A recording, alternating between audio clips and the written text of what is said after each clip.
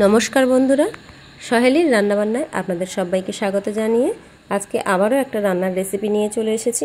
তো আজ বানাবো আলু পোস্ত। একদম সিম্পল কিন্তু ভীষণ টেস্টি একটা খাবার। তো চলুন দেখে নেওয়া যাক আমি কিভাবে এই রান্নাটা করছি। আর রান্নাটা আমি কিভাবে করছি সেটা শুরু থেকে শেষ পর্যন্ত দেখার জন্য আপনাদের কাছে অনুরোধ রইল। আর ভিডিওটা ভালো লাগলে একটু লাইক কমেন্ট শেয়ার করার অনুরোধ রইল। তো এখানে আমি নিয়েছি দুখানা বড় সাইজের আলু কেটে নিয়েছি, খুব ছোট ছোট করে কেটে নিয়েছি। ফোড়নের জন্য নিয়েছি এখানে হাফ চামচ 5 ফোড়ন, দুটো পেঁয়াজ আর একটু পোস্ত আর তিল, দুটো কাঁচা লঙ্কা, একটা শুকনো লঙ্কা। এখানে আমি বড় চামচের 2 চামচ পোস্ত নিয়েছি আর 2 চামচ তিল নিয়েছি, দুটো বড় সাইজের পেঁয়াজ নিয়েছি। পেঁয়াজটাকে একটু বড় বড় করে কুচি করে রেখেছি, এটাকে আমি একদম মিহি করে কুচিয়ে রাখিনি। আর দুটো কাঁচা লঙ্কা আছে। কড়া বসিয়ে দিয়েছি, কড়াই দিয়েছি একটু পরিমাণ মতো প্রায় 4 চামচ তেল আর দিয়েছি হাফ চামচ 5 ফোড়ন আর একটু শুকনো লঙ্কা। ফোড়নটা ভাজা হয়ে গেলে তার মধ্যে দিয়ে দিচ্ছি কেটে রাখা আলুগুলো। এখানে আলুগুলোকে একদম খুব ভালোভাবে আমি একটু ভেজে নেব। যেভাবে আমরা আলু ভাজা করি ঠিক সেইভাবেই আমি আলুটাকে ভেজে নেব। আর এই আলুটা ভাজার সময় দিয়ে দিচ্ছি খুব সামান্য পরিমাণ হলুদ আর পরিমাণ মতো লবণ। হলুদটা আপনারা চাইলে নাও দিতে পারেন, কারণ এই পোস্তর তরকারিটা সাদা হয়ে থাকলেও খেতে কিন্তু ভীষণ ভালো লাগে। আবার অনেকেই কালারের জন্য সামান্য একটু কাশ্মীরি লঙ্কার গুঁড়ো দিয়ে থাকেন, কিন্তু আমি এখানে কোনোটাই দিচ্ছি না। এই আলুটাকে কিন্তু আমি অনেকক্ষণ ধরেই একটু ভালো করে ভেজে নেব। মিনিট 10 আলুটাকে ভাজার পর আলুটা দেখছি মোটামুটি অনেকটাই প্রায় সিদ্ধ হয়ে এসেছে। এবারে এর মধ্যে দিয়ে দিচ্ছি বেটে রাখা পোস্তটা। এই সময় আমি কিন্তু কোনো রকম জল অ্যাড করব না। পোস্ত দিয়ে আলুটাকে খুব ভালোভাবে আমি নাড়ব, কারণ পোস্তটাকে এই তেলের মধ্যে ভালোভাবে ভাজতে হবে। যতটা সম্ভব এই পোস্তটা ভালোভাবে ভাজা হলে আলু পোস্তর তরকারিটা খেতে কিন্তু ভীষণ দুর্দান্ত টেস্ট হয়।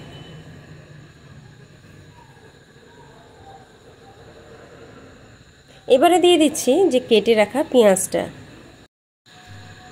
পেঁয়াজটা দিয়ে আবারও খুব ভালোভাবে একটু নাড়ব।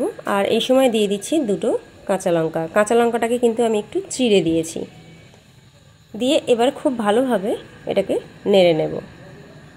এই নাড়তে নাড়তেই আমার কিন্তু আলুটা প্রায় 90% আমার সিদ্ধ হয়ে যাবে আর পেঁয়াজটাও খুব সুন্দর ভাজা হয়ে যাবে।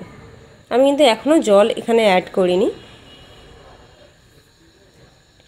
তো দেখতে পাচ্ছেন এটা কিন্তু প্রায় খুব ভালোভাবে ভাজা হয়ে যাচ্ছে। যার এই ভালোভাবে ভাজার জন্য তেলটা একটু বেশি দিতে হয়। পেঁয়াজটা মোটামুটি খুব ভালোভাবে ভাজা হয়ে যাবে, তারপরে আমি এখানে খুব অল্প পরিমাণে জল দেব। যেটুকু আলু সিদ্ধ হতে বাকি আছে সেই জলেই বাকি আলুটা সিদ্ধ হয়ে যাবে। তো আপনারা দেখতে পাচ্ছেন আমি এখানে খুব সামান্য পরিমাণে জল দিয়েছি। এখানে আমি হাফ গ্লাস পরিমাণ জলটা দিয়েছি। জলটা দেওয়ার পর দিয়ে দিচ্ছি সামান্য যেটুকু লবণ প্রয়োজন হবে সেই পরিমাণ মতো লবণ, আর দিয়ে দিচ্ছি 1 চামচ পরিমাণ চিনি। এবারে মিনিট 5 আমি একটু ফুটিয়ে নেব। মিনিট 5 ফুটিয়ে নেওয়ার পর দেখুন জল অনেকটাই কমে এসছে আর আলুও কিন্তু প্রায় সিদ্ধ হয়ে গেছে। আর এই আলু পোস্তটা করার সময় আমি যে পেঁয়াজটা একটু কাঁচা দিয়েছি, আপনারা চাইলে এখানে ভেজে নিয়েও দিতে পারেন, কিন্তু এই যে কাঁচা পেঁয়াজ দিয়ে এই পোস্তটা করলে এর টেস্টটা কিন্তু ভীষণ অন্যরকম হয়। আপনারা চাইলে বাড়িতে একবার এইভাবে ট্রাই করে দেখতে পারেন, আশা করছি খুব ভালো লাগবে। তরকারি কিন্তু আমার সম্পূর্ণ হয়ে এসেছে। আর যেটুকু জল আপনারা দেখতে পাচ্ছেন এটাও কিন্তু একটু শুকনো করে নেব, কারণ এই তরকারিটা আমি একদম শুকনো করব। আর যতটা শুকনো হবে তরকারিটা খেতে কিন্তু ততটাই টেস্টি হবে। আর আলুগুলো যদি একটু ঝরঝরে হয় আলু পোস্তর তরকারিটা খেতে কিন্তু ভীষণ ভালো লাগবে। আবার অনেকেই একটু ঝোলঝোল টাইপের তরকারিটা খেতে পছন্দ করেন, কিন্তু আমি এখানে করছি এটা একদম শুকনো মতো। এই শেষ পর্যায়ে এসে যতটা সম্ভব তরকারিটা নাড়তে হবে। যত বেশি আমি নাড়ব ততটাই তরকারিটা একটু শুকনো হয়ে যাবে। তো দেখতে পাচ্ছেন তরকারিটা কিন্তু আমার সম্পূর্ণ রেডি হয়ে গেছে। এবারে নামানোর সময় দিয়ে দেব 2 চামচ কাঁচা সর্ষের তেল। এটা আপনারা চাইলে নাও দিতে পারেন।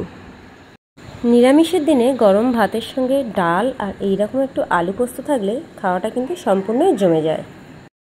এবার এটাকে আমি একটু নামিয়ে নেব। তো তরকারি আমার একদম রেডি হয়ে গেছে। এই আলু পোস্তর তরকারি রেসিপিটা আপনাদের কেমন লাগলো অবশ্যই কিন্তু কমেন্টস করে জানাবেন। আর রেসিপিটা ভালো লাগলে প্লিজ আমার ভিডিওটিতে একটু লাইক, কমেন্ট আর শেয়ার করবেন। আর যারা এখনও আমার চ্যানেলটিকে সাবস্ক্রাইব করেনি তারা প্লিজ আমার চ্যানেলটিকে একটু সাবস্ক্রাইব করবেন। আর যারা ফেসবুক পেজ থেকে দেখছেন তারা প্লিজ আমার পেজটাকে একটু ফলো করে নেবেন। আর নিত্য নতুন রেসিপি পাওয়ার জন্য আমার চ্যানেল সহেলির রান্নাবান্না আজই কিন্তু সাবস্ক্রাইব করে নেবেন। তো দেখা হচ্ছে আবারও কোনো নতুন ভিডিও নিয়ে। ততক্ষণ পর্যন্ত ভালো থাকবেন, সুস্থ থাকবেন।